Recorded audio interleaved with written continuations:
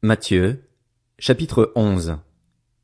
Lorsque Jésus eut fini de donner ses instructions à ses 12 disciples, il partit de là pour enseigner et prêcher dans leur ville. Or, dans sa prison, Jean avait entendu parler de ce que faisait Christ.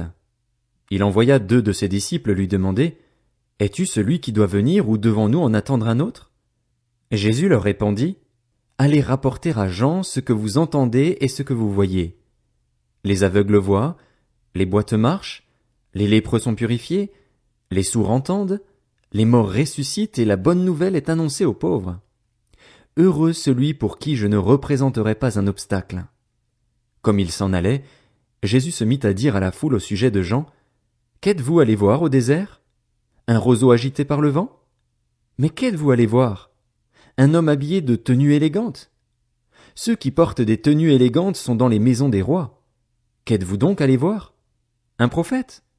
Oui, je vous le dis, et plus qu'un prophète, car c'est celui à propos duquel il est écrit, « Voici, j'envoie mon messager devant toi pour te préparer le chemin. » Je vous le dis en vérité, parmi ceux qui sont nés de femmes, il n'est venu personne de plus grand que Jean-Baptiste.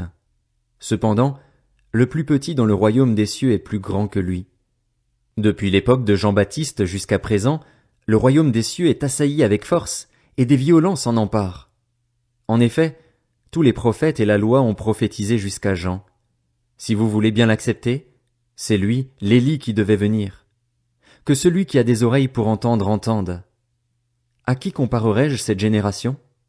Elle ressemble à des enfants assis sur des places publiques et qui s'adressent à d'autres enfants en disant « Nous vous avons joué de la flûte et vous n'avez pas dansé.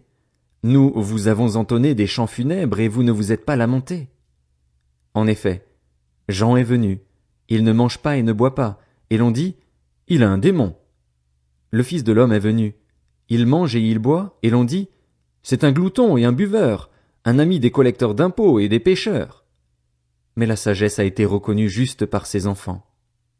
Alors Jésus se mit à faire des reproches aux villes dans lesquelles avaient eu lieu la plupart de ces miracles, parce qu'elles n'avaient pas changé d'attitude. Malheur à toi, Chorazin, malheur à toi, Bethsaïda, car si les miracles accomplis au milieu de vous l'avaient été dans Tyr et dans Sidon, il y a longtemps que leurs habitants se seraient repentis, habillés d'un sac et assis dans la cendre. C'est pourquoi je vous le dis, le jour du jugement, Tyr et Sidon seront traités moins sévèrement que vous. Et toi, Capernaüm, seras-tu élevé jusqu'au ciel? Non. Tu seras abaissé jusqu'au séjour des morts, car si les miracles accomplis au milieu de toi l'avaient été dans Sodome, elles subsisteraient encore aujourd'hui.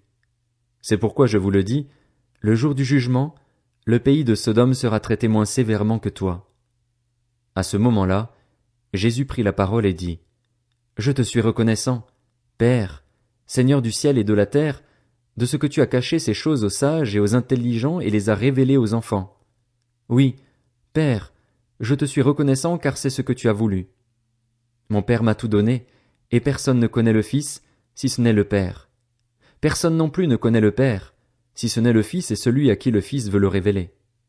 Venez à moi, vous tous qui êtes fatigués et courbés sous un fardeau, et je vous donnerai du repos. Acceptez mes exigences et laissez-vous instruire par moi, car je suis doux et humble de cœur, et vous trouverez le repos pour votre âme. En effet, mes exigences sont bonnes et mon fardeau léger.